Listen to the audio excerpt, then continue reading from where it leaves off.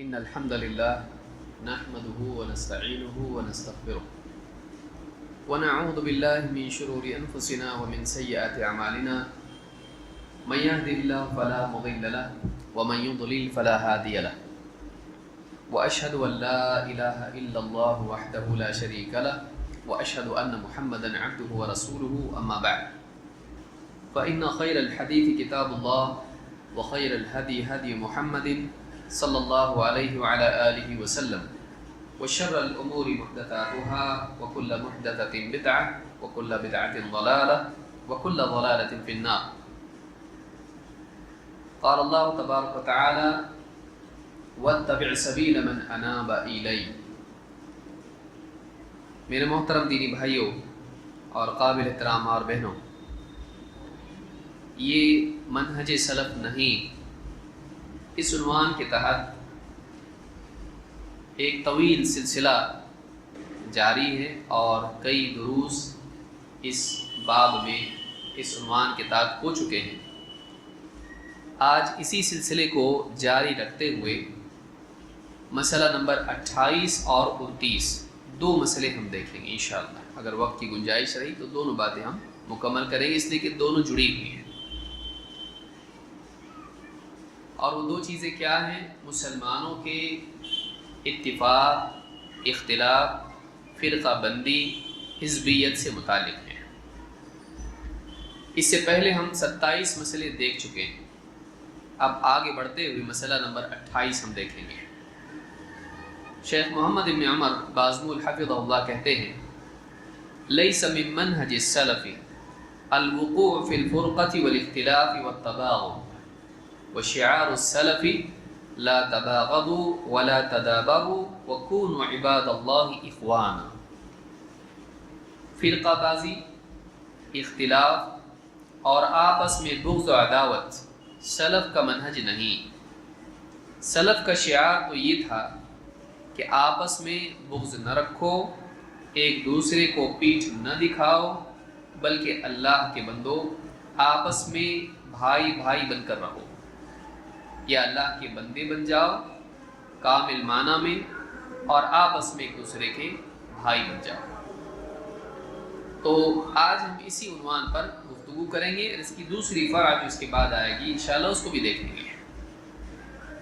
امت کے لیے بہت بڑا نقصان ایک طرف تو انفرادی سطح پر عقیدے اور منہج کا بگاڑ ہے کہ ایک انسان شرک میں واقع ہو، ایک انسان بدعات میں واقع ہو، ایک انسان خواہش پرستی کے راستے پر چل کے گناہوں میں واقع ہو.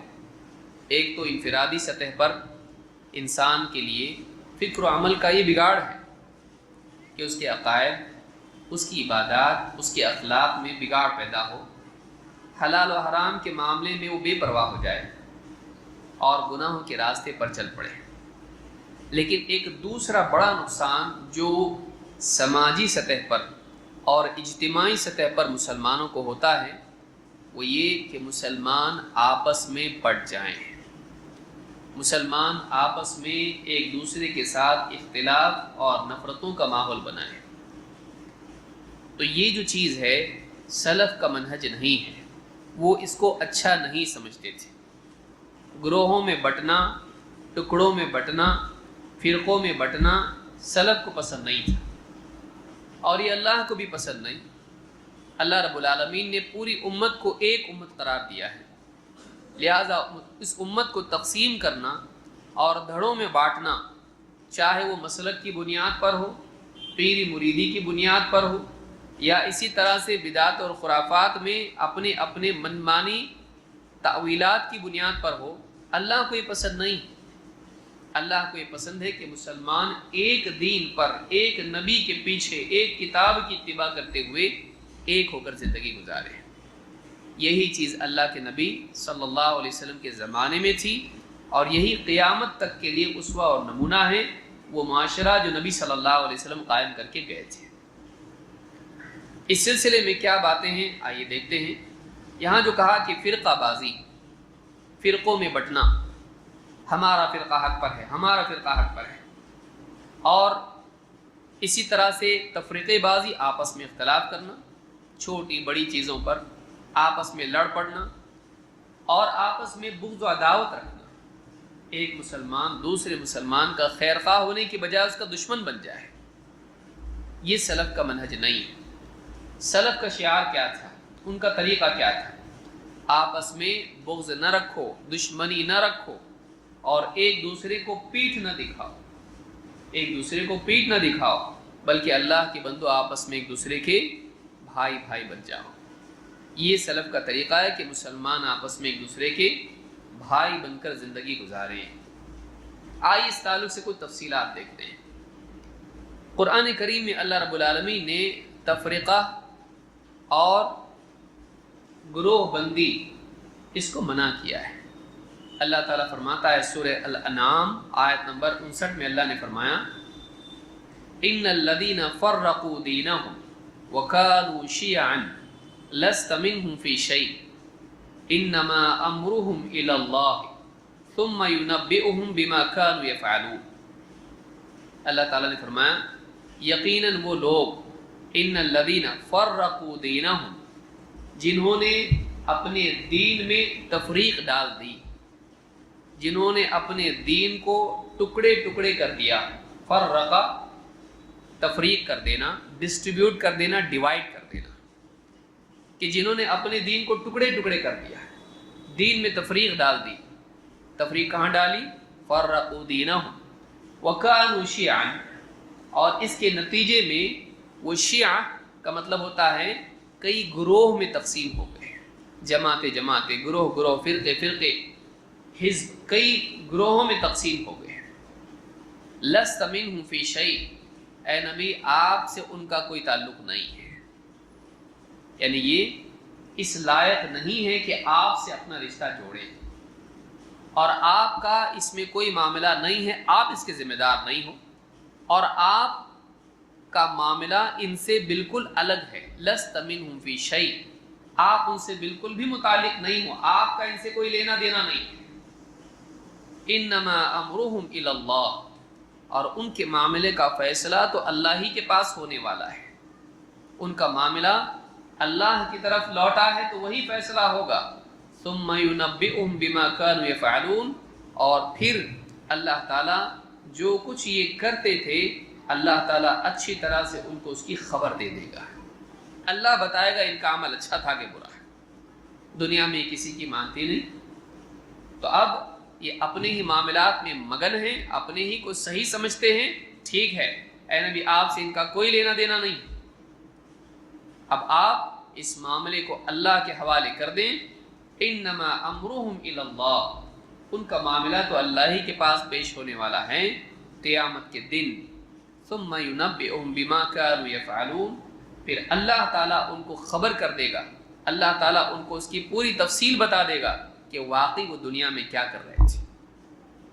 اس میں براءت کا انداز ہے، اس میں ناراضگی کا انداز ہے، اور اس میں ڈانٹ ہے۔ اس سے معلوم ہوا کہ اللہ رب العالمین کو یہ چیز پسند نہیں ہے۔ ان الذین فرقوا دینہم وکانوا شیعا، یہ دو باتیں الگ الگ ہیں، ایک دین میں تفریق ڈالنا، دو آپس میں گروہ بنا لینا اس بنیاد پر، اور دوسری چیز پہلے کے نتیجے میں آتی ہے۔ دین اللہ کا ایک ہے، عقائد، احکام، اخلاق و آداب، دین ایک ہے، اس دین میں اپنی طرف سے کچھ داخل کر دینا، اس دین میں کچھ کو ماننا، کچھ کا انکار کر دینا، اس کے نتیجے میں بنیادی طور پر دو گروہ بن جاتے ہیں۔ فرقوا دینہم، دین میں تفریق ڈالنے کا مطلب کیا ہے کہ دین کا کچھ حصہ لیا جائے اور کچھ حصہ نہیں لیا جائے۔ دین میں سے کچھ باتیں لی اپنی پسند کی، اور کچھ باتیں جو نفس پر بھاری ہیں یا جو ان کی عقل کے مطابق نہیں ہیں یا جو ان کے مفاد کے خلاف ہیں اس کو چھوڑ دیا۔ تو یہ کیا ہے؟ فرقوا دینہم، دین میں تفریق کرنے کے معنی ہے کہ آدمی کچھ لے اور کچھ نہیں لے۔ اسی لیے آپ دیکھیے کہ انبیاء کے بارے میں بھی ہم کو یہی کلمہ سکھایا گیا ہے، لا نفرق بین احد منہم، ہم اللہ لا نفرق بین احد من رسلہ، اللہ کے رسولوں میں ہم آپس میں ان میں تفریق نہیں کرتے۔ تو رسولوں میں تفریق کیا ہے کہ کچھ رسولوں کو مانیں اور کچھ رسولوں کو نہیں مانیں۔ جیسے موسیٰ علیہ السلام کو ماننے والے یہود، انہوں نے عیسیٰ علیہ السلام اور محمد صلی اللہ علیہ وسلم کو نہیں مانا، اور عیسیٰ علیہ السلام کو ماننے والوں نے محمد صلی اللہ علیہ وسلم کو نہیں مانا۔ لہٰذا رسولوں میں تفریق کرنا کیا ہے کہ بعض رسولوں پر ایمان لائے اور بعض پر نہیں لائے۔ اسی طرح سے دین میں تفریق کرنا کیا ہے؟ دین میں تفریق کرنا یہ ہے کہ دین کی بعض باتیں آدمی مانے اور بعض باتیں آدمی نہیں مانے۔ جب ایسا ہوتا ہے کہ انسان اپنے نفس، اپنے خاندان یا اپنے فائدے کی بنیاد پر دین کی کچھ باتیں مانتا ہے، کچھ نہیں مانتا ہے، اور ایسا سماج میں کئی لوگ ہو جائیں تو کیا ہوگا؟ اس کی بنیاد پر ہر بنیاد پر الگ الگ گروہ بن جائیں گے۔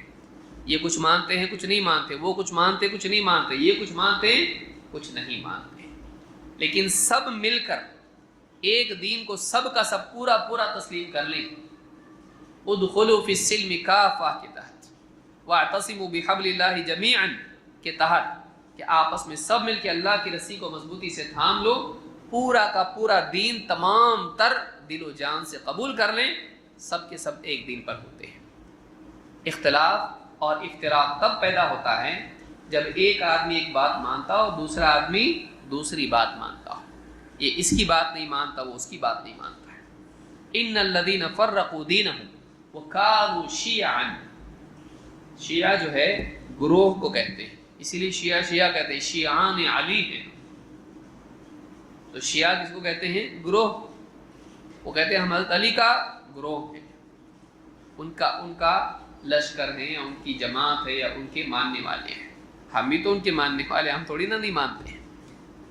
لیکن وَكَانُوا شِيَعًا، ٹکڑوں میں بٹ گئے، گروپ ہو گئے۔ لَسْتَ مِنْهُمْ فِي شَيْءٍ، اے نبی آپ کا ان سے کوئی تعلق نہیں ہے، یعنی یہ آپ کی اس کے لیے کوئی اجازت نہیں ہے، آپ سے وہ نسبت کرنے کے لائق نہیں ہے۔ انما امرهم الى اللہ ثم ينبئهم بما كانوا يفعلون۔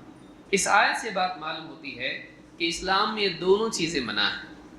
نمبر ایک، مسلمان دین کی بعض چیزیں لیں اور بعض چیزیں ترک کریں، دین میں تفریق کریں۔ دو، آپس میں فرقوں میں تقسیم ہو جائے۔ آگے بڑھیے، اللہ تعالیٰ قرآن کریم میں فرماتا ہے وَلَا تَكُونُوا مِنَ الْمُشْرِكِينَ، اور تم لوگ مشرکین میں سے نہ ہو جانا، مِنَ الَّذِينَ فَرَّقُوا دِينَهُمْ وَكَانُوا شِيَعًا۔ دیکھیں پھر وہی بات آئی، معلوم ہے کہ دین میں کچھ باتوں کو ماننا، کچھ کو نہیں ماننا اور گروہ ہو جانا، یہ مشرکین کا طریقہ ہے، یہ مؤمنین کا طریقہ نہیں ہے۔ مِنَ الَّذِينَ فَرَّقُوا دِينَهُمْ وَكَانُوا شِيَعًا كُلُّ حِزْبٍ بِمَا لَدَيْهِمْ فَرِحُونَ، اور ہر حزب اسی پر ناز کر رہا ہے جس پر وہ ہے، اسی پر فخر کر رہا ہے، اسی پر اکڑ رہا ہے، اور اسی پر اپنے آپ کو فوقیت والا بتا رہا ہے جس پر وہ خود قائم ہے۔ یہاں پہ کئی باتیں ہوئی معلوم ہے۔ نمبر ایک کہ حزبیت، فرقہ بندی، اور اسی طرح سے دین میں گروہ بندی اور دین میں کچھ لینا کچھ نہیں لینا، یہ مسلمانوں کا طریقہ نہیں ہے۔ انما كان قول المؤمنین اذا دعوا الى اللہ ورسولہ لیحکم بینہم ان یقولوا سمعنا واطعنا واولئک هم الفائزون۔ اللہ نے کہا کہ ایمان والوں کی بات تو یہ ہوتی ہے کہ جب انہیں اللہ اور اس کے رسول کی طرف بلایا جاتا ہے کہ وہ فیصلہ کریں ان کے اختلافات کے درمیان، تو کیا کہتے ہیں؟ ان یقولوا سمعنا واطعنا، وہ کہتے ہیں ہم نے سنا اور ہم نے مانا، اور یہی لوگ ہیں جو کامیاب ہونے والے ہیں۔ حزبیت کہاں سے آتی ہے؟ جب انسان حق کے راستے سے انحراف کرتا ہے، چاہے وہ اکیلا ہو۔ گروہ بندی جس کو آپ کہتے ہیں، اس کا مطلب کیا ہے؟ حزبیت کیا ہے؟ حزبیت جیسا بولا جاتا ہے حزبیت اسلام میں پسندیدہ چیز نہیں، حرام ہے، لیکن حزبیت ہے کیا؟ حزبیت یہ ہے کہ ایک انسان اللہ اور اس کے رسول کے بتائے ہوئے راستے سے انحراف کرے اور دلیل کے بجائے نفس کے تابع ہو جائے، اپنی خواہش نفس کے تابع ہو جانا اور حق کا راستہ ترک کرنا، یہ حزبیت ہے، اور اسی کے نتیجے میں سارا فساد پیدا ہوتا ہے۔ اللہ کے نبی صلی اللہ علیہ وسلم کی مشہور حدیث ہے، آپ صلی اللہ علیہ وسلم نے ایک لکیر کھینچی سیدھی، کہا کہ یہ سبیل اللہ ہے، یہ اللہ کا راستہ ہے۔ پھر آپ نے دائیں اور بائیں کئی لکیریں کھینچی، بعض روایتوں میں کہ 4 لکیریں کھینچی، دائیں طرف 2 اور بائیں طرف 2، اور بعض میں کہ کئی لکیریں کھینچی، اور آپ نے ان راستوں کے بارے میں کہا یہ کیا ہیں؟ یہ سبل الشیطان ہیں، یہ شیطان کے راستے ہیں۔ اور پھر آپ نے آیت پڑھی وَأَنَّ هَذَا صِرَاطِي مُسْتَقِيمًا فَاتَّبِعُوهُ وَلَا تَتَّبِعُوا السُّبُلَ فَتَفَرَّقَ بِكُمْ عَنْ سَبِيلِهِ، یہ میری سیدھی راہ ہے، یہ ایک راستہ، اور دائیں اور بائیں، کہا کہ یہ جو سیدھا راستہ ہے وَأَنَّ هَذَا صِرَاطِي مُسْتَقِيمًا فَاتَّبِعُوهُ، یہ میرا سیدھا راستہ ہے، تم اسی پر چلتے رہو، وَلَا تَتَّبِعُوا السُّبُلَ فَتَفَرَّقَ بِكُمْ عَنْ سَبِيلِهِ، اور دوسری راہوں میں مت نکل جانا، وہ تمہیں اللہ کے راستے سے دور کر دے گی۔ معلوم ہوا صراط مستقیم پر چلنے کی بجائے آدمی اگر دائیں یا بائیں نکل جائے تو یہ جو ہے حزبیت پیدا کرتا ہے، اور اسی لیے اللہ کے نبی صلی اللہ علیہ وسلم نے فرمایا میری امت 73 فرقوں میں بٹ جائے گی، سب کے سب جہنم میں جائیں گے۔ وَتَفْتَرِقُ أُمَّتِي عَلَى 73 مِلَّةٍ كُلُّهُمْ فِي النَّارِ إِلَّا مِلَّةً وَاحِدَةً، میری امت 73 فرقوں میں بٹ جائے گی، سب کے سب جہنم میں جائیں گے سوائے ایک کے۔ قَالُوا وَمَنْ هِيَ يَا رَسُولَ اللَّهِ، صحابہ نے پوچھا اللہ کے رسول وہ ایک کون ہوں گے؟ کہا مَا أَنَا عَلَيْهِ وَأَصْحَابِي، جس پر میں اور میرے صحابہ ہیں، جو اس راستے پر ہیں، سیدھے راستے پر۔ تو 73 تو ہونے ہی والے ہیں، لیکن ان میں سے ایک جو ہوگا وہ سیدھے راستے پر ہوگا۔ یہاں ایک شبہ یہ بھی ہے، آدمی کہتا یہ سارے گروہ بندی اچھی بات نہیں ہے، آپ بھی تو گروہ بنائے ہوئے اپنا۔ دیکھیے ایک انسان جب امت میں فرقہ بندی ہوگی اس وقت وہ کیا کرے؟ سب کا ہو جائیں، ہر دل عزیز۔ ایک آدمی ہے جب امت کے اندر گروہ بندی ہو گئی، امت فرقوں میں ٹکڑوں میں بٹ گئی، اب وہ کیا کریں؟ تم بھی صحیح، تم بھی صحیح، تم بھی صحیح، ہم سب ایک، ہم سب نیک، ایسا کرے گا؟ کیا ایسا کرنا صحیح ہے؟ نہیں۔ جب امت میں افتراق ہوگا تو اس وقت میں آپ نے کیا فرمایا؟ تم میرے بعد بہت سا اختلاف دیکھو گے، میرے بعد تم بہت سا اختلاف دیکھو گے، اس وقت تمہارے لیے ضروری ہے کہ تم میری اور میرے خلفاء کی سنت کا اہتمام کرو۔ تو معلوم ہی ہوا کہ امت جب فرقوں میں بٹ جائے گی تو اس وقت میں سب صحیح بولنے کا نعرہ یہ صحیح نہیں ہوگا۔ اس وقت میں یہ ہوگا کہ دیکھنا پڑے گا کہ کون ہیں جو نبی صلی اللہ علیہ وسلم اور صحابہ کے راستے پر ہیں، ہم کو ان کے ساتھ ہونا پڑے گا۔ یہ فرق ہے۔ بہت سارے لوگ اس کنفیوژن میں رہتے ہیں کہ دیکھو آیت تو آپ نے پڑھی، حدیث بھی دیکھے ہم نے، فرقہ بندی اسلام میں منع ہے، لہٰذا آپ کیوں فرقہ بنائیں؟ ہم نے فرقہ نہیں بنائے، ہم ان لوگوں کے ساتھ ہوں گے جو اس راستے پر ہیں جو نبی صلی اللہ علیہ وسلم اور صحابہ کا راستہ ہے۔ وہ ایک تو الگ سب سے ہوں گے کہ نہیں ہوں گے، کہ سب کے ساتھ ہوں گے؟ وہ لوگ سوچنے کی چیز ہے۔ 73 فرقوں میں بٹ جائے گی، سب جہنم میں جائیں گے سوائے ایک کے، تو ایک بھی تو فرقہ ہوگا، وہ ایک بھی تو فرقہ ہوگا۔ گنتی کتنی بتا رہے فرقوں کی؟ ہاں 73 میں سے جنت میں کتنے جانے والے ہیں؟ ایک، تو 73 میں سے ایک، اور جہنم میں 72، تو فی نفسی ہی فرقہ حرام نہیں تھا، اس فرقے میں ہونا ضروری ہے جو نبی صلی اللہ علیہ وسلم اور صحابہ والا تھا۔ اسی لیے علماء نے کہا کہ وہ فرقہ کون سا ہے؟ الفرقۃ الناجیہ، نجات پانے والا فرقہ۔ کون سا فرقہ؟ نجات پانے والا فرقہ ہے۔ کوشش کس کی کرنا چاہیے کہ سب کو ایک کیا جائے، لیکن ایک کرنے کے لیے اس کو کہاں لانا پڑے گا؟ اس ایک راستے پر جس پر نبی صلی اللہ علیہ وسلم اور صحابہ ہیں۔ اب کیا ہم یہ مانتے کہ اس راستے پہ کوئی بھی نہیں ہے؟ کچھ نہ کچھ تو لوگ ہوں گے نا اس پر، تو ان لوگوں کے ساتھ اس کو جوڑا جائے۔ یہ امت کے اتحاد کا راستہ ہے کہ سارے کے سارے لوگ اس بات کا عزم کریں کہ ہم سب کے سب اس راستے پر آئیں گے جو نبی صلی اللہ علیہ وسلم اور صحابہ کا راستہ تھا۔ اسی میں نجات ہے، کیونکہ آپ نے کیا فرمایا؟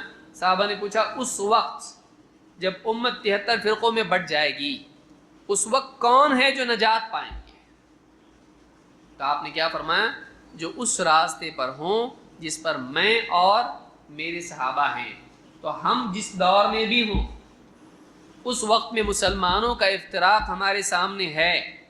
اب ہم کو کیا کرنا پڑے گا؟ ہم کو دیکھنا پڑے گا کون ہیں جو نبی صلی اللہ علیہ وسلم اور صحابہ کے راستے پر ہیں۔ اگر ہم کو نجات پانا ہے تو ہم کو بھی اسی گاڑی میں بیٹھنا پڑے گا، ہم کو بھی اسی راستے پر گامزن ہونا پڑے گا، ورنہ ہم نجات نہیں پا سکتے۔ پہلا میں تو نہیں ہو سکتا نا، جس سے آدمی آئے کہ امت کے اختلافات ہو چکے ہیں، اب میں سب کو جوڑنا چاہتا ہوں اپنے ساتھ اور ایک کرنا چاہتا ہوں۔ نہیں، میں پہلا نہیں ہوں۔ کیا مجھ سے پہلے اہل حق نہیں تھے؟ وہ کس راستے پر تھے؟ اسی لیے لا تزال طائفۃ من امتی ظاہرین، اللہ کے نبی صلی اللہ علیہ وسلم فرماتے میری امت میں ایک گروہ ہمیشہ حق پر غالب رہے گا، حق پر ہوگا، غالب رہے گا۔ قائمۃ بامر اللہ، اللہ کے حکم پر، اللہ کے دین پر قائم رہیں گے۔ وہ کون ہوں گے؟ امام البخاری، عبداللہ ابن مبارک، علی ابن مدینی، امام الترمذی، اور اسی طرح سے کئی علماء یہ کہتے ہیں کہ اس سے مراد اصحاب الحدیث ہیں، وہ لوگ جو رائے کے مقابلے میں حدیث کے راستے کو اختیار کرتے ہیں اور اللہ کے عقیدے، اللہ کے باب میں اہل کلام کی بجائے اہل سنت ہیں، اہل حدیث ہیں، اصحاب الحدیث ہیں، اصحاب الاثر ہیں۔ ان کے راستے پر ہم کو چلنا ضروری ہے۔ یہی الطائفہ المنصورہ ہیں اور یہی وہ لوگ ہیں جو الفرقۃ الناجیہ ہیں۔ تو ایک انسان کے لیے ضروری ہے کہ وہ فرقہ بندی کو غلط بتائے، لیکن پھر سوال یہ پیدا ہوتا ہے کہ امت جب فرقوں میں بٹ جائے تو وہ کرے کیا؟ ہر دل عزیز بن جائے، ہر ایک کو صحیح کہے؟ نہیں، بعض لوگ کہتے ہیں بھئی اختلاف کرنا غلط ہے، تو کسی کا دل مت توڑو، کسی کا دل مت توڑو، کسی پہ تنقید مت کرو، کسی پر تنقید مت کرو، کسی کو برا مت بولو، کسی کو غلط مت بولو۔ کیوں؟ اس سے اختلاف پیدا ہوگا۔ کیا کرو؟ سب کو صحیح بولو۔ اب اگر کوئی آدمی کسی کو غلط بول رہا ہے تو یہ کیا بولتا ہے؟ وہ غلط ہے۔ آپ ہی تو بول رہے تھے بھائی اختلاف مت کرو، کسی کو غلط مت بولو، جو دوسروں کو غلط بول رہا تم بھی اس کو غلط مت بولو، تو تم نے اس کو غلط بولے نا۔ وہی تو بات ہوئی کہ جو تمہاری خواہش کے مطابق نہیں ہے تم اس کو غلط بولتے ہو، جو تمہارے اصول کے مطابق نہیں ہے تم اس کو غلط بولتے ہو، اور کسی نبی کا یہ طریقہ نہیں رہا کہ غلط کو غلط نہ بولے۔ اس امت کا شعار کیا ہے؟ اللہ نے فرمایا کنتم خیر امت اخرجت للناس، تم ساری امتوں میں بہترین امت ہو جنہیں لوگوں کے لیے چن کر نکالا گیا ہے۔ کیا کام کرتے ہو؟ تأمرون بالمعروف وتنہون عن المنکر وتؤمنون باللہ، تم بھلائی کا حکم دیتے ہو، برائیوں سے منع کرتے ہو، اور اللہ پر ایمان رکھتے ہو۔ خالی پیاری پیاری باتیں، نیک نیک باتیں، اچھی اچھی باتیں، میٹھی میٹھی باتیں بولو، برائی پر تنقید مت کرو۔ اس امت کا طریقہ ہے؟ اللہ نے کیا کہا؟ تأمرون بالمعروف وتنہون عن المنکر، بھلائی کی بات حکم دیتے ہو، برائیوں سے منع کرتے ہو۔ معلوم ہے کہ امت کی ذمہ داریوں میں سے جہاں نیکی کے کام کرنے کو کہنا ہے، برائیوں سے منع بھی کرنا ہے، تو آپ کو بتانا پڑے گا کہ بھئی آپ جو کر رہے ہیں وہ صحیح نہیں ہے۔ ایک آدمی غلط نماز پڑھ رہا ہے، آپ اس کو نہیں بولیں گے؟ آپ کا بچہ گالی دے رہا، دل نہیں توڑنا کسی کا، سگریٹ پی رہا آپ کے سامنے اور لا کے دے رہا، پیتے، کیا کریں گے آپ؟ نہیں بولیں گے اس کو؟ بیوی آپ کی غلط کام کر رہی ہے، غلط زبانی کر رہی ہے، غیبت کر رہی ہے یا بے پردگی کر رہی ہے، آپ نہیں بولیں گے اس کو؟ بیٹی کو نہیں بولیں گے آپ؟ بھائیوں کو نہیں بولیں گے؟ اپنے رشتہ داروں اور ملنے جلنے والوں کو نہیں بتائیں گے آپ غلط کیا ہے؟ ایک آدمی کھائے میں کود رہا ہے، آپ بولے اس کی مرضی بھائی، اس کی زندگی، جو چاہے کرے۔ کر سکتے آپ؟ نہیں کر سکتے آپ۔ ایک انسان ایک غلط راستے پر جا رہا ہے، آپ کو معلوم ہے ہلاک ہوگا، آپ کا کام ہے بولے۔ ایک آدمی ہے کسی مال کے اندر، دیکھا کہ اس نے ماں غفلت میں ہے، اس کے بچے کو ہاتھ پکڑ کے وہ چھین کے لے جا رہا ہے، کڈنیپ کر رہا اس کو، آپ کیا بول رہے ہیں؟ کسی کو برا نہیں بولنا، چلتا ہے ایسا؟ کوئی آدمی اسکول کے باہر بچوں کو ڈرگ بانٹ رہا ہے، آپ کیا بولیں گے؟ بھائی کمارا محنت کر رہا بیچارہ، صبح رات بھر مل بیٹھ کے بناتا، صبح کو بچوں کو بانٹتا، بچے بھی خوش وہ بھی خوش، کیا کائن کو کسی کے پیٹ پہ لات مارنے کا؟ بول سکتے آپ؟ نہیں بول سکتے آپ۔ کیوں؟ اس لیے کہ سماج میں اگر کوئی غلط چیز ہے اس سے سماج کو نقصان ہے، آپ کا کام ہے کہ پہلے اس کو روکیں، بھائی مت کر، ایسے غلط کام ہے، جا اپنا راستہ ناپو، میں جو کرنا چاہتا ہوں کروں گا، میری مرضی۔ آپ پھر دوسروں کو بتانا پڑے گا کہ نہیں بھائی اپنے بچوں کو بچاؤ، اسکول میں جا کے ٹیچر کو دیکھو آپ کے اسکول کے باہر یہ بک رہا ہے، غلط چیز ہے، بچے ڈرگ ایڈکٹ بنیں گے، آپ بتاؤ گے کہ نہیں بتاؤ گے؟ آپ کیا کریں؟ اختلاف پیدا کر رہے ہیں۔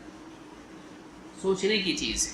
تو بعض لوگ جو ہیں ہر دل عزیز بننا چاہتے ہیں، سب خوش، کوئی ہم کو برا نہ بولے، ہم سب کو اچھا بولتے ہیں، ایسا آدمی بے غیرت آدمی ہے، ایسے آدمی کو اللہ کا کوئی خوف نہیں، ایسا آدمی سماج کے بربادی کے راستے پر جانے میں اس کو کوئی پرابلم نہیں ہے۔ اسلام یہ نہیں بتاتا ہے انبیاء کو پتھر کیوں مارے گئے، انبیاء کی دشمن لوگ کیوں بنے، انبیاء کو ہجرت کیوں کرنی پڑی، اس لیے کہ انہوں نے اپنی قوم سے کہا تم غلط کام کر رہے ہو، یہ صحیح نہیں ہے۔ لہٰذا یاد رکھیے غلط کو غلط بولنا یہ فرقہ بندی نہیں ہے۔ ایک آدمی سماج میں لوگوں کو بتائے کہ بھائی یہ جو آپ کریں صحیح نہیں، یہ صحیح ہے، یہ غلط ہے، بولے اختلاف پیدا کروائیے، یہ لوگوں میں کیا پیدا کر رہا ہے؟ اختلاف پیدا کر رہا ہے۔ اختلاف نہیں ہے، یہ اصلاح ہے، اصلاح ہے۔ آپ کی گاڑی کا بریک فیل ہے اور آپ کو کوئی بتائے نہیں، آپ کا دل ٹوٹے گا؟ جاؤ۔ آپ کو بیماری ہے، آپ کے چہرے پر کالک لگی ہوئی ہے، آپ کھانا کھائے، آپ کے منہ پہ پورا داڑھی میں لگا ہوا ہے اور کوئی نہیں بول رہا، آپ کیوں؟ دل ٹوٹے گا اس کا۔ جب آپ کو معلوم ہوگا کہ میں دن میں 50 آدمیوں سے ملا، ایک نے بھی نہیں بولا کہ میرے چہرے پر کیا ہے، ناک پر کالک لگی ہوئی، اور ایک نے بھی نہیں بولا، اور پورا دن گھر پہ آنے کے بعد بیوی نے بتایا، دن بھر ایسے گھومے آپ، کتنا خراب لگے گا۔ اور پھر کل جا کے ملے اور آدمی کہے کہ میں اس لیے نہیں بولا کہ آپ کا دل ٹوٹے گا۔ اللہ کے بندے، میں دن بھر لوگ مجھ کو دیکھ کے ہنستے رہے اور میں سمجھ رہا کہ میری ملاقات سے خوش ہو رہے ہو لوگ، سب سے جس سے بھی مل رہا ہوں آج اتنا خوش کیوں ہے یہ بھائی؟ بعد میں معلوم پڑا کہ میرے چہرے میں ایک ایسا عیب تھا جس سے لوگ ہنس رہے تھے۔ قیامت کے دن ایک انسان ذلیل ہو، آپ زندگی بھر اس کو نہیں بتائیں اس وجہ سے کہ اس کا دل ٹوٹے گا۔ اہل حق ایسے نہیں ہوتے ہیں، انبیاء ایسے نہیں ہوتے ہیں۔ اہل حق کا طریقہ یہ ہے کہ جو چیز غلط ہے شفقت سے، نرمی سے، محبت سے آپ بتاؤ بھائی تو غلط کر رہا ہے۔ لیکن آج اس دور میں ہم ہیں، کوئی کسی کا دل دکھانا نہیں چاہتا ہے، وہ اس لیے نہیں دکھانا چاہتا ہے کہ وہ فیورٹ بننا چاہتا ہے۔ یہ مصیبت ہے، یاد رکھیے اس بات کو۔ تو یہاں پر یہ بھی بات یاد رکھنا ضروری ہے کہ یہ جو کہتے ہیں کہ بھئی آپ لوگ فرقہ بندی کر رہے، یعنی آپ لوگ اس کو غلط، اس کو غلط، یہ چیز غلط، وہ چیز غلط بولتے ہو، لہٰذا آپ لوگ غلط ہو، آپ اختلاف پیدا کر رہے ہو۔ نہیں، اتحاد کا یہ مطلب نہیں ہے کہ آپ غلط کو غلط نہ بولیں۔ اتحاد کا مطلب یہ ہے کہ آپ لوگوں کو صحیح پر لانے کی کوشش کریں، صحیح پر جمع کرنے کی کوشش کریں۔ صحیح کیا؟ میں نہیں، قال اللہ قال رسول اللہ قال الصحابہ، اللہ اور اس کے رسول کے بتائے ہوئے راستے پر اور صحابہ کے راستے پر آپ سب کو لانے کی کوشش کریں اور خود بھی اس پر آنے کی کوشش کریں۔ یہ طریقہ جو ہے یہ طریقہ صحیح طریقہ ہے۔ تو کہا کہ وَلَا تَكُونُوا مِنَ الْمُشْرِكِينَ، مشرکین میں سے مت ہو جانا، مِنَ الَّذِينَ فَرَّقُوا دِينَهُمْ وَكَانُوا شِيَعًا، وہ لوگ جنہوں نے اپنے دین میں تفریق ڈال دی، دین کا کچھ حصہ لیا کچھ حصہ چھوڑ دیا، جیسے یہود نے کیا، جیسے مشرکین نے کیا۔ ابراہیم علیہ السلام سے اپنی نسبت جوڑتے تھے اور حج اور بعض مراسم ادا کرتے تھے، لیکن بیسک جو چیز تھی ابراہیم علیہ السلام کی کیا تھی؟ وَلَمْ يَكُنْ مِنَ الْمُشْرِكِينَ، ابراہیم علیہ السلام مشرکین میں سے نہیں تھے۔ ان ابراہیم کان امۃ قانتا للہ حنیفا، سب سے کٹ کے اللہ کے ہونے والے ہیں۔ انہوں نے اسی توحید کو چھوڑ دیا جو ابراہیم علیہ السلام کا دین تھا، نسبت ابراہیم علیہ السلام سے جوڑی، بعض مراسم عبادت کے لے لیے، قربانی لے لی اور بھی بہت سارے اعمال لے لیے، لیکن اصل جو دین تھا توحید اس کو نہیں دیا۔ تو بعض چیزیں لینا بعض چھوڑ دینا، یہود نے بھی ایسا کیا، تورات کا کچھ حصہ لیا کچھ چھوڑ دیا۔ تو معلوم ہوا کہ اختلاف کی شروعات کہاں سے ہوتی ہے؟ جب ایک آدمی دین کا کچھ حصہ لیتا ہے جو اس کی چاہت کے مطابق ہو اور کچھ حصہ چھوڑ دیتا ہے جو اس کی چاہت کے مطابق نہیں ہو، یہاں سے حزبیت شروع ہوتی ہے، یہاں سے اختلاف شروع ہوتا ہے، یہاں سے فرقہ بندی شروع ہوتی ہے۔ حزبیت، اختلاف، فرقہ بندی عام طور سے خواہش کی بنیاد پر فیصلہ لینے کا نتیجہ ہوتی ہے۔ اسی لیے کہا وَلَا تَكُونُوا مِنَ الْمُشْرِكِينَ مِنَ الَّذِينَ فَرَّقُوا دِينَهُمْ وَكَانُوا شِيَعًا كُلُّ حِزْبٍ بِمَا لَدَيْهِمْ فَرِحُونَ، ہر گروہ اسی میں مگن ہے جس میں وہ پڑا ہوا ہے، ہر فرقہ اپنے پاس جو کچھ بھی ہے اسی پر ناز کر رہا ہے، اترا رہا ہے، ہم صحیح، ہم بہت زبردست، ہم بہت بھاری، باقی سب لوگ بکواس۔ کوئی اپنے آپ کو چیک کرنے کے لیے تیار نہیں کہ میں کہیں غلط تو نہیں۔ دیکھیے اہل حق کا طریقہ کیا ہوتا ہے، اہل حق کا طریقہ یہ ہوتا ہے کہ وہ اپنے آپ کو جانچتے ہیں اللہ کے دیے ہوئے پیمانے کے مطابق، جو آئینہ اللہ کی طرف سے دیا گیا ہے اس میں اپنے آپ کو چیک کرتے میں ٹھیک ٹھاک ہوں کہ نہیں۔ یہ اہل حق کا طریقہ ہوتا ہے۔ اہل باطل کا طریقہ کیا ہوتا ہے؟ ہمارے حساب سے ہم سب کو چیک کریں گے۔ یہ فرق یاد رکھیے۔ اہل حق کا طریقہ کیا ہوتا ہے؟ اللہ کی ترازو میں اپنے کو اور سب کو تولتے ہیں۔ اہل باطل کیا کرتے ہیں؟ اپنی ترازو میں سب کو تولتے ہیں، میں سٹینڈرڈ ہوں، میرے حساب سے جو ہے وہ صحیح۔ یہ اہل باطل کا طریقہ ہے، یہ صحیح بات نہیں ہوتی ہے۔ اور اسی لیے کیا کہا؟ کل حزب بما لدیہم فرحون، ہر گروہ اسی پر ناز کر رہا ہے جو اس کے پاس ہے۔ ہمارے پاس جو ہے وہ سب سے زبردست ہے، اس کے حساب سے اگر کوئی ہے تو وہ صحیح ہے، نہیں تو نہیں۔ ہم جو کر رہے ہیں وہ حق ہیں، اس پہ سوچنے کی بھی ضرورت نہیں، اس کو چیک کرنے کی بھی ضرورت نہیں۔ باقی جتنے ہیں وہ سب غلط ہے۔ کیوں غلط ہے؟ اس لیے کہ وہ ہمارے حساب سے نہیں چلتے۔ یہ اہل باطل کا طریقہ ہوتا ہے۔ اہل حق کیا کرتے ہیں؟ اللہ کی میزان میں اپنے کو اور باقی سب کو تولتے ہیں۔ اہل باطل اپنی میزان میں سب کو تولتے ہیں، گویا کہ یہ پرفیکٹ ہے۔ اگر ایسا سب لوگ کرنے لگے، ہمارے حساب سے سب لوگ ایڈجسٹ ہو جاؤ، تو کبھی سب صحیح ہو سکتی ہے؟ سب صحیح کرتے ہو کیا ہوتا؟ ہر آدمی تھوڑا آگے دو، تھوڑے پیچھے ہو جاؤ۔ کون سینٹر ہے؟ یہ مصیبت کی جڑ ہے۔ معلوم کب ہوتا ہے؟ ہمارا مزاج کیا ہے کیسے معلوم پڑتا ہے؟ جب سب سیدھی کرنے کا وقت آتا ہے۔ لوگ کیا کرتے ہیں؟ اپنے آپ کو تو ہلاتے نہیں، میں ٹھیک ٹھاک ہوں، کیونکہ جنازہ باہر ہوتا ہے نا، جنازے کی نماز میں اکثر ہی معلوم پڑتا ہے۔ کیا کرتے ہیں؟ تھوڑا آگے آ جاؤ، تھوڑا تم لوگ پیچھے ہو جاؤ، یعنی میں بالکل صحیح ہوں، میرے حساب سے تم سب ایڈجسٹ ہو جاؤ۔ اور ہر آدمی ایسا کرنے لگے سب صحیح ہو سکتی ہے؟ دوسرا بتا تم پیچھے آؤ بھائی، تم آگے آؤ، سارے لوگ تتر بتر ہو جاتا ہے۔ اصول کیا ہے؟ اللہ کی جو لکیر ہے اس کے حساب سے تم صحیح ہو جاؤ۔ سب اپنے آپ کو پیمانہ مت بناؤ، اپنے آپ کو بھی چیک کرو کہ میں کہیں صف میں غلط تو نہیں کھڑا ہوں۔ یاد رکھیے اس کو، یہ زندگی کا بہت بڑا اصول ہے کہ ایک انسان اللہ کے حساب سے اپنے آپ کو بنائے، اپنے حساب سے دوسروں کو بتائے تم ایسے بن جاؤ جیسے ہم کر رہے ہیں، جو ہم کر رہے ہیں وہ صحیح ہے، اس میں کوئی شک نہیں ہے، تم لوگ غلط کر رہے ہو، کیوں؟ کیونکہ تم ہمارے حساب سے نہیں چل رہے۔ فرقہ بندی اس سے پیدا ہوتی ہے، جو صحیح ہے اس کو سب مان لیں، فرقہ بندی ختم۔ ابن کثیر رحمۃ اللہ علیہ فرماتے ہیں والظاہر ان الآیت عامہ فی کل من فارق دین اللہ وکان مخالفا لہ من الذین فرقوا دینہم، جنہوں نے دین میں تفریق کی، کہتے ہیں یہ آیت کیا ہے؟ عام ہے، اور اس میں سب لوگ آ جاتے ہیں۔ کون؟ وہ لوگ بھی جو دین کو چھوڑ دیں اور مرتد ہو جائیں، اور وہ لوگ بھی جو دین کی کسی بات کے مخالف ہو جائیں، حق کی مخالفت کریں یا پورا کا پورا حق کو چھوڑ دیں، یہ دونوں کے دونوں اس آیت میں آتے ہیں۔ تو اس سے مراد کون ہے؟ فارق دین اللہ، فارقو دین کو چھوڑ دیا، پورے دین کو یا کچھ دین کو چھوڑ دیا، وہ لوگ یہاں پر مراد ہیں۔ چلیے آگے بڑھتے ہیں۔ اختلاف اور فرقہ بندی آتی کہاں سے ہے؟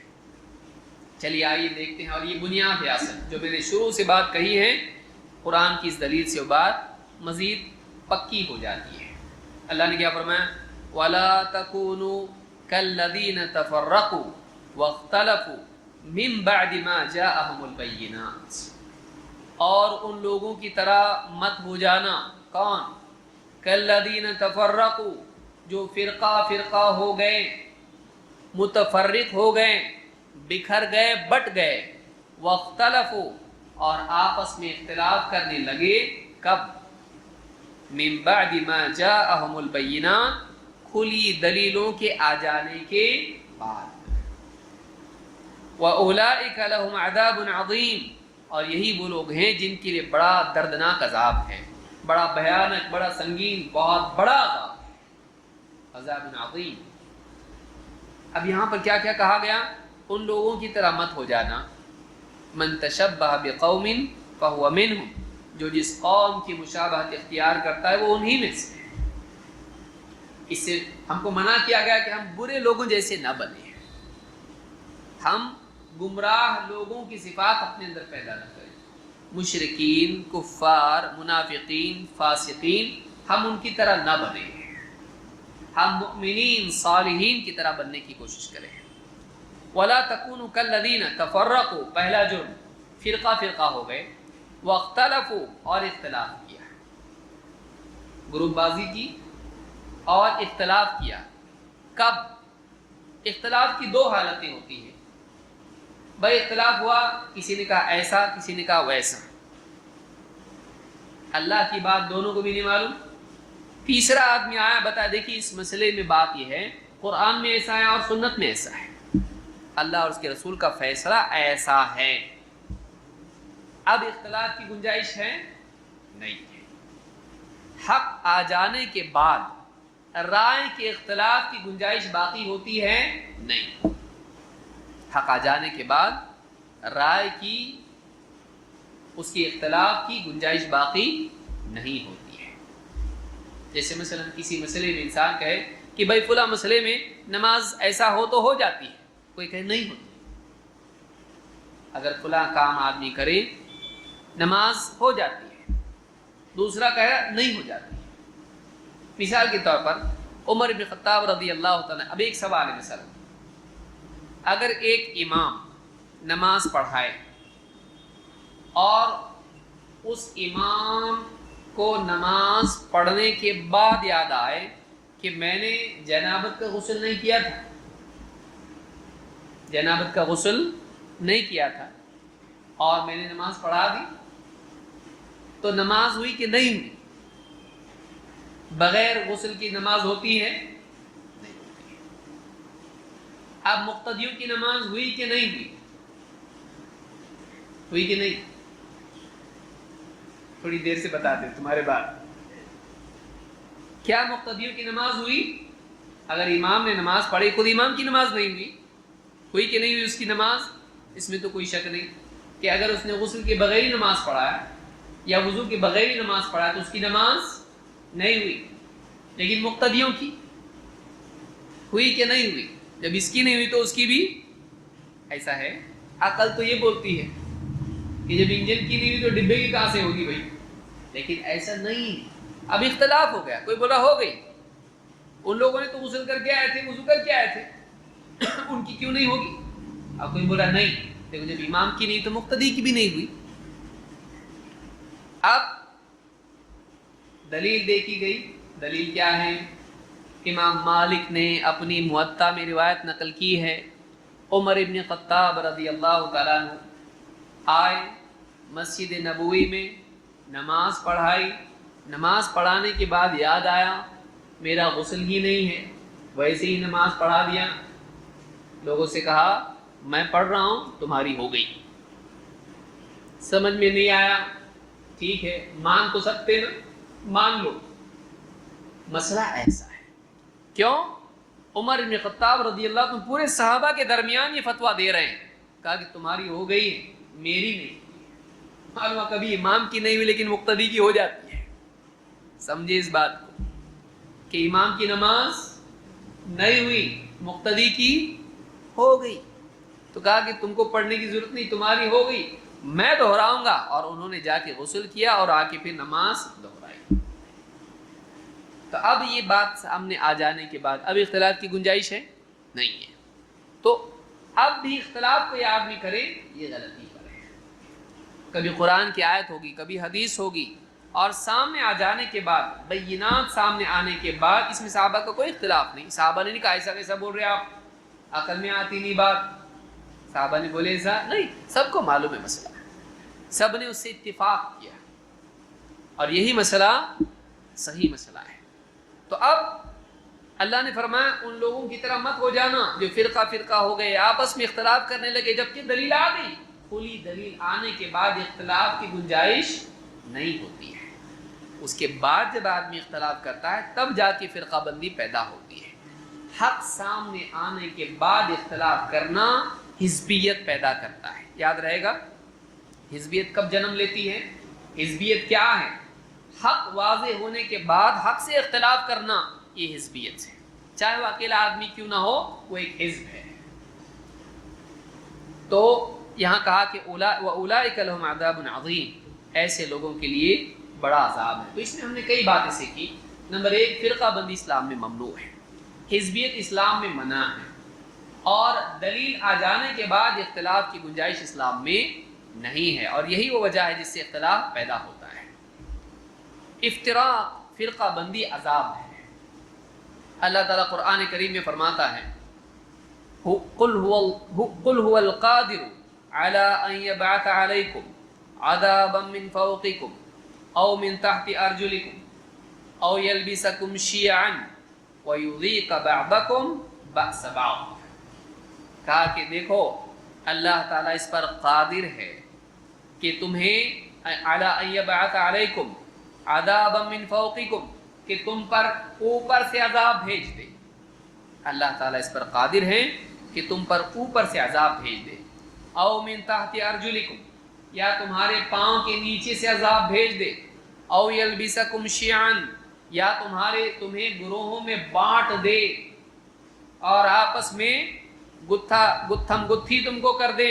وَيُذِيقَ بَعْضَكُمْ بَأْسَ بَعْضٍ، اور تم میں سے بعض کو بعض کا مزہ چکھائے، آپس میں تم کو ٹکڑوں میں بانٹ دے اور ایک کی طاقت کا مزہ دوسرے کو چکھائے. اللہ تعالیٰ اس پر قادر ہیں. اس کو ایمان، اور کہا انظر کیف نصرف الآیات لعلہم یفقہون، اے نبی آپ دیکھیے کہ کیسے آیتیں ہم ان کو کھول کھول کے بتاتے ہیں تاکہ وہ لعلہم یفقہون، تاکہ وہ سمجھیں، بات کو سمجھیں. سورہ الانعام آیت نمبر 65. اس سے ایک بات یہ معلوم ہوئی کہ اللہ تعالیٰ نے عذاب کی 3 صورتیں بتائی ہیں.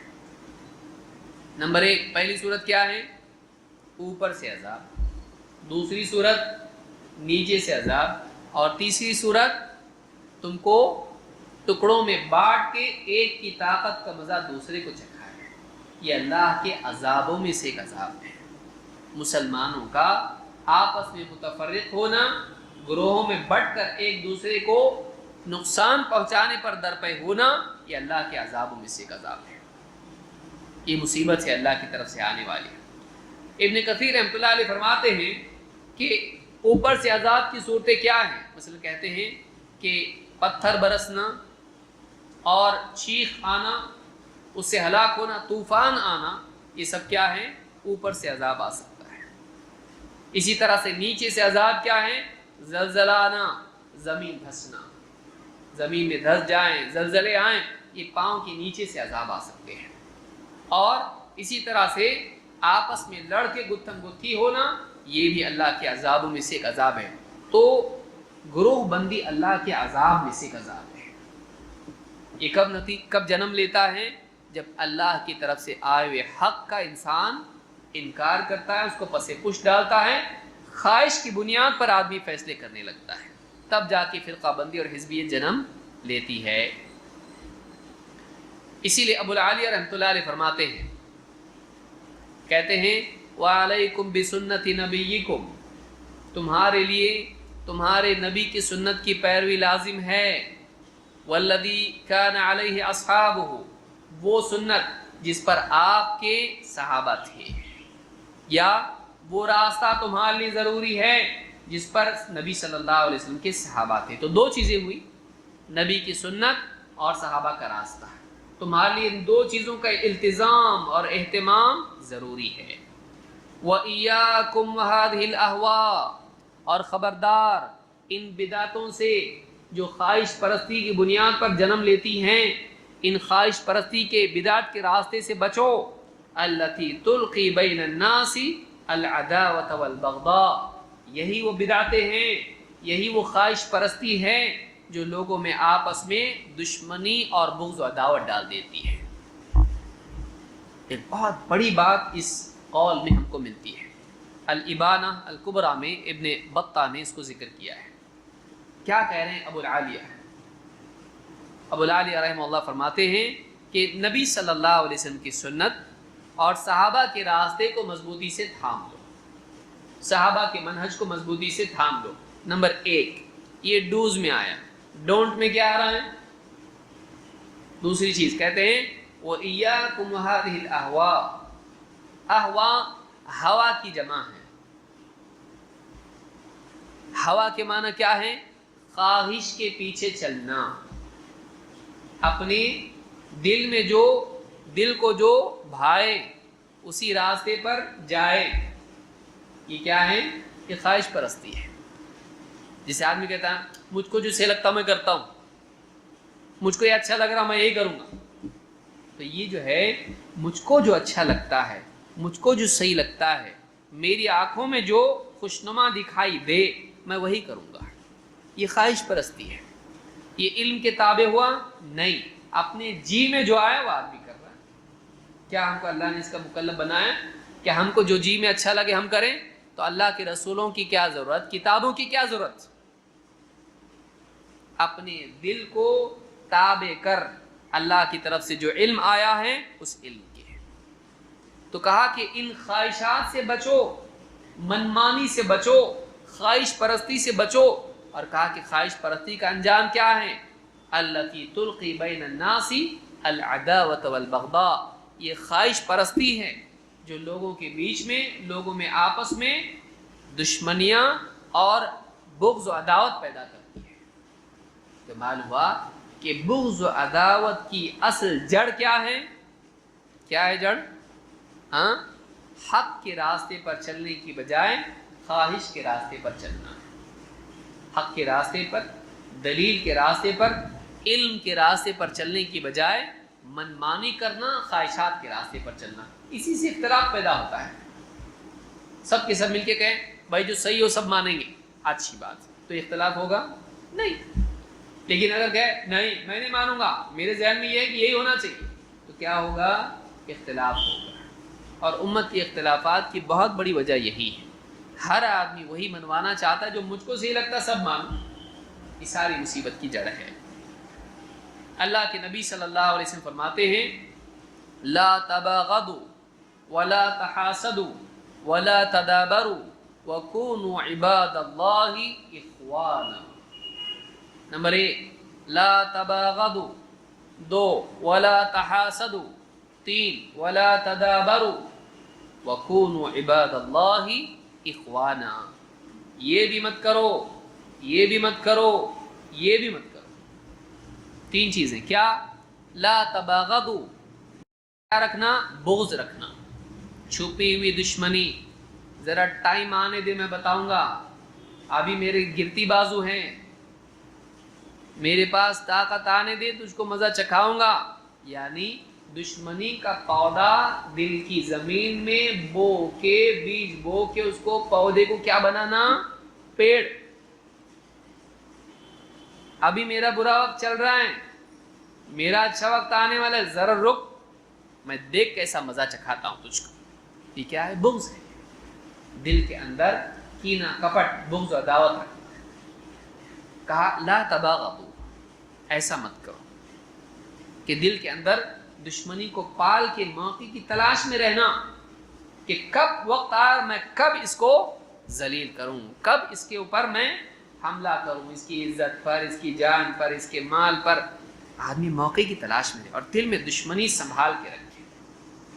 یہ چیز مومن کا شعار نہیں ہے، مومن کا طریقہ نہیں ہے۔ لا تباغضوا ولا تحاسدوا، اور آپس میں حسد مت کرو۔ کسی کو اللہ رب العالمین نے کوئی نعمت دی ہے، خوبصورتی ہے، صحت مندی ہے، مال ہے، عزت ہے، مقام ہے، اب حسد آدمی کرے، حسد کیا ہے؟ عزت ملی تو یہ ذلیل ہو جائے، اس کو اگر مالدار ہے، اللہ نے اس کے رزق میں تجارت اس کی چل رہی ہے، فقیر ہو جائیں، یہ صحت مند ہے، بیمار پڑ جائیں، اس نعمت کے زائل ہو جانے کی تمنا کرنا، یہ کیا ہے؟ حسد ہے۔ ولا تحاسد، کہ جو نعمت اللہ نے کسی بندے کو دی ہے اس نعمت کے زائل ہونے کی چاہت دل میں رکھنا۔ مجھ کو ملے ایسا نہیں ہے، مجھ کو نہیں بھی ملا چلے گا، اس کو نہیں ملنا چاہیے۔ بعض اوقات آدمی کیا کرتا ہے، میری مندی چلے گا، اس کی بھی دکان مندی ہونا چاہیے، میری ناؤ میں یہ بھی شریک رہے مندی والی، میرا رشتہ نہیں ہوا ہے، مجھ کو نہیں ملا چلے گا، اس کا بھی نہیں ہونا چاہیے۔ بعض لوگوں کے اندر اتنی خباثت ہوتی ہے کہ مجھ کو نہیں ملا چلے گا، اس کو نہیں ملا، میری خوشی اسی میں۔ کیسی عجیب چیز ہے۔ ولا تحاسدوا، مومن حسد کرنے والا نہیں ہوتا ہے، مومن رشک کرتا ہے۔ کیسا؟ اللہ نے اس کو دیا، اللہ مجھ کو بھی دے، اے اللہ تو نے اس کو علم دیا، مجھ کو بھی دے، تو نے اس کو دنیا میں مال و دولت عزت دی ہے، مجھ کو بھی دے، تو دیتا ہے مجھ کو بھی دے، اس سے چھین مت لیکن مجھ کو بھی دے۔ یہ غلط نہیں کہ ایک انسان اللہ تعالیٰ سے بھلائی کی چاہت رکھے، یہ خیر ہے، لیکن یہ کہ آدمی مجھے نہیں بھی دیا نا اللہ، اس سے چھین لے، یا دل میں چاہت کرے کسی طرح سے اس سے چھن جائے، یہ اچھی چیز نہیں ہے۔ ولا تحاسدوا ولا تدابروا، ولا تدابروا، ایک دوسرے کو پیٹھ نہ دکھاؤ۔ ایک مسلمان مدد کی اس کو ضرورت ہے، تو پیٹھ دکھا کے جا رہا ہے، وہ ڈوب رہا ہے تو پیٹھ دکھا کے جا رہا ہے، تو جانے تیرا مسئلہ، تیرنا سیکھا نہیں، تیری مصیبت، میں کیوں تجھ کو بچاؤں، میرا کیا فائدہ ہے اس کے اندر۔ تدابروا، اس کو دبر، پیٹھ دکھانا، یا اس سے تعلقات ختم کر دینا، اس کو دیکھ کے پیٹھ دکھائے، نہ سلام نہ کلام نہ تعلقات، پیٹھ دکھائے، اس کو تعلقات ختم کرے اس سے۔ لا تدابر، ہاں اہل بدعت اور اہل شر کو پیٹھ دکھانا غلط نہیں، یعنی آدمی کہے چلو اسے پیٹھ نہیں دکھانا چاہیے، چلو ہم لوگ سب اہل بدعت کی مجلس میں جائیں گے، شرک و خرافات میں شریک ہو جائیں گے، سب ایک ہو جاؤ، سب نیک ہو جاؤ، نہیں، ان سے بچنا چاہیے۔ جو بدعت کے داعی ہیں ان سے دور رہنا چاہیے، اہل حق سے ہی جڑے رہنا چاہیے۔ ولا تدابروا، ایک دوسرے کو پیٹ مت دکھاؤ، ہاں لیکن عام عوام چاہے وہ بدعت میں پڑی ہوئی ہو، ان سے تعلقات توڑنا نہیں چاہیے۔ کیوں؟ آپ اگر ان کو چھوڑ دو گے ان کے حال پہ تو بچائے گا کون ان کو؟ لیکن جو بدعات اور خرافات کے لیڈر بنے ہوئے ہیں ان لوگوں سے دور رہنا چاہیے. کہیں ایسا نہ ہو کہ ان کا شر ہمارے اندر آ جائے, کہیں ایسا نہ ہو کہ کوئی ایسی بات بول دیں ہمارے دل میں بات گھر کر جائے اور ہم بھی شرک یا بدعات میں مبتلا ہو جائیں. تو جو ایسے بدعات کے داعی ہوتے ہیں, جو شر کے داعی ہوتے ہیں, ان سے دور رہنا چاہیے, لیکن عام عوام ان سے جڑے رہنا چاہیے. وَكُونُوا عِبَادَ اللَّهِ إِخْوَانًا, اور اللہ کے بندوں آپس میں بھائی بھائی بنے رہو. اللہ کے بندے اور آپس میں بھائی بنے. مسلمان کا کیا ہے؟ بھائی ہے. تو آپس میں ایک دوسرے کے بھائی کے طور پر رہنا, اس کی تلقین اللہ کے نبی صلی اللہ علیہ وسلم نے کی ہے. اللہ کا بندہ اور بھائی, دوسروں کے لیے آدمی اپنے آپ کو بنائے, اس کے اندر بندگی ہو, گھمنڈ نہیں, میں بندہ ہوں اللہ کا, بڑا فرعون بننے کی کوشش نہ کرے, اس کے اندر علو نہ ہو, تواضع ہو, بندگی ہو, غلام ہے اللہ کا, اللہ کے حکم کے ماتحت ہے. اور مسلمان کے لیے کیا ہے؟ وہ بھائی ہے, اس کا خیر خواہ ہے. تو دو چیزیں انسان میں آ جائیں وہ آدمی اچھا انسان ہے. ایک تواضع, اللہ کی بندگی, غلامی, اپنے آپ کو چھوٹا بنانا. دو, دوسروں کا بھلا چاہنا, اس کے لیے خیر کا طالب ہو, اس کو شر سے بچانے کی چاہت اس میں ہو, اس کا اچھا ہو خوش ہو, اس کا برا ہو اس کو بھی تکلیف ہو. تو یہ جو چیز کیا ہے؟ یہ خیر خواہی مسلمان کی ہے. وَكُونُوا عِبَادَ اللَّهِ إِخْوَانًا, یہ حدیث بخاری اور مسلم میں موجود ہے. اور آخری چیز جو میں بتا کے بات ختم کر رہا ہوں یہ کہ شیطان اس سے بہت خوش ہوتا ہے کہ مسلمان آپس میں لڑیں, اس کی چاہت ہے. اللہ کے نبی صلی اللہ علیہ وسلم فرماتے ہیں ان الشیطان قد ایس ان یعبدہ المصلون فی جزیرۃ العرب ولکن فی التحریش بینہم. شیطان اس بات سے مایوس ہو چکا ہے کہ جزیرۃ العرب میں نمازی اس کی عبادت کریں. جزیرۃ العرب, عرب میں نمازی اس کی عبادت کریں, اس سے مایوس ہو چکا ہے, کیونکہ توحید کی دعوت اللہ کے نبی صلی اللہ علیہ وسلم نے اتنی کامیابی کے ساتھ عرب میں دی کہ ان لوگوں کے اندر سے شرک نکل گیا ہے. اب وہ نا امید ہو گیا ہے, اس کو نہیں لگتا ہے کہ واپس شرک آئے گا, اس کی امید ختم ہو گئی, ہمت ٹوٹ گئی اس کی. یہ اس وقت کی بات ہے جب آپ صلی اللہ علیہ وسلم بول رہے ہیں, اس وقت اس کا حال یہ ہے, اس کی امید ختم ہو گئی ہے. وَلَٰكِن فِي التَّحْرِيشِ بَيْنَهُمْ, لیکن تمہیں آپس میں لڑوانے سے وہ نا امید نہیں ہوا ہے, اس کو امید ہے ان میں آپس میں دشمنی پیدا کر سکتا ہوں. تو معلوم ہے کہ شیطان جب لوگوں کو شرک میں ڈالنے سے مایوس ہو جاتا ہے تو سیکنڈ فارمولا اس کے پاس کیا ہے؟ آپس میں ان کو لڑا دو. تو اہل توحید کے لیے سب سے بڑا خطرہ شرک سے بچنے کے بعد کیا ہے؟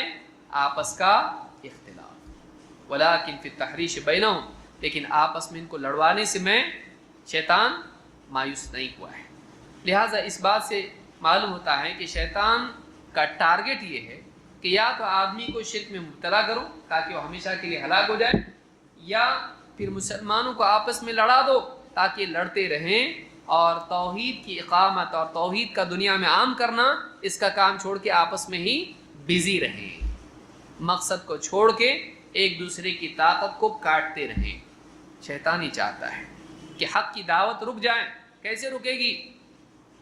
دونوں آپس میں, سارے کے سارے آپس میں لڑتے رہیں اور اسی میں بزی رہیں تاکہ لوگ ان کو دیکھ کر حق والوں کے ساتھ ہونے سے دور رہو. ان سے یہ کیسے لوگ ہیں مسلمان؟ آج بھی دیکھیے کتنے غیر مسلم اسلام میں آنے کے لیے تمہارے اندر کتنے فرقے ہیں, یہ فرقہ اس کو کافر بولتا ہے, وہ اس سے لڑتا ہے, آپس میں ایک دوسرے کی مسجدیں تم توڑتے ہو, مسجد میں آئے تو خوب دھلائی کرتے ہیں اور مسجد کی بھی دھلائی کرتے اور آنے والے کی بھی دھلائی کرتے. تم لوگ کیسے تم لوگ ہم آنا تو کس کے پاس آنا؟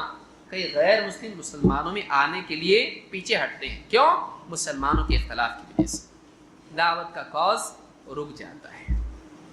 تو شیطان چاہتا ہی ہے آپس میں لڑو تاکہ حق کی دعوت رک جائے. ان تمام چیزوں پر غور و فکر کرنے کی ضرورت ہے۔ اللہ رب العالمین ہم کو مزید سمجھ عطا فرمائیں۔